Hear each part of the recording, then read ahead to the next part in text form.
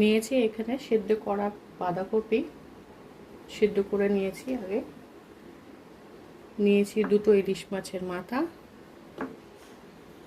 নিয়েছি আদা, কাঁচা লঙ্কা, টমেটো পেস্ট, আর একটা বড় সাইজের আলু কেটে নিয়েছি। দেব কড়াইয়ের মধ্যে সর্ষের তেল। তেল গরম হয়ে গেছে, মাছগুলোকে এক এক করে ভেজে নেব।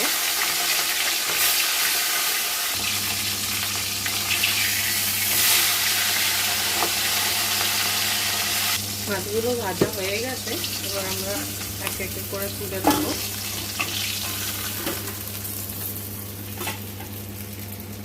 দেব শুকনো লঙ্কা, তেজপাতা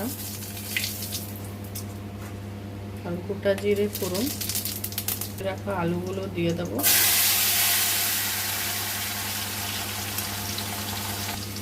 আলুটা ভাজা হয়ে গেছে, এবার এর মধ্যে আমরা আদা, কাঁচা লঙ্কা, টমেটো পেস্টটা দিয়ে দেবো। দিয়ে একটু ভালোভাবে নাড়িয়ে চাড়িয়ে নেব।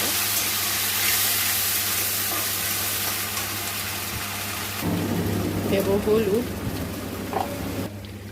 দেব নুন, দেব জিরে গুঁড়ো। ভালোভাবে একটু নাড়াচাড়া দিয়ে নেব।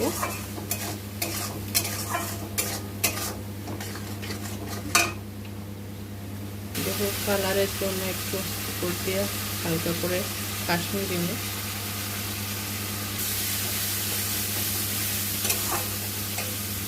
দিয়ে দেবো সেদ্ধ করা বাঁধাকপিগুলো,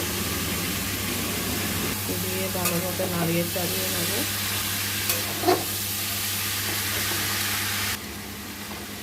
বাঁধাকপি থেকে ভালো করে নাড়িয়ে চাড়িয়ে, যেহেতু আমি আগের থেকে সেদ্ধ করে রেখেছি, আলুটা একটু মজে গেলেই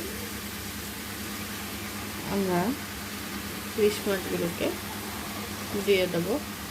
ইলিশ মাছের মাথাগুলোকে বসিয়ে ভালোভাবে নাড়াচাড়া দিয়ে মিডিয়াম ফ্লেমে একটু ঢাকা দিয়ে দেবো।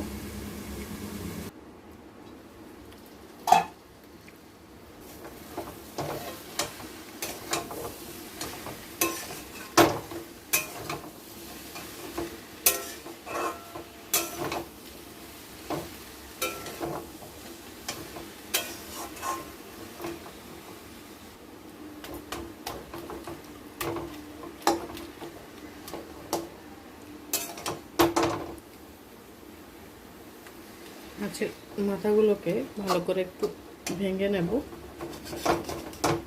যাতে তার সবার পাতেই পড়ুক। বেশি না, এটাকে 4 টুকরোই করলাম।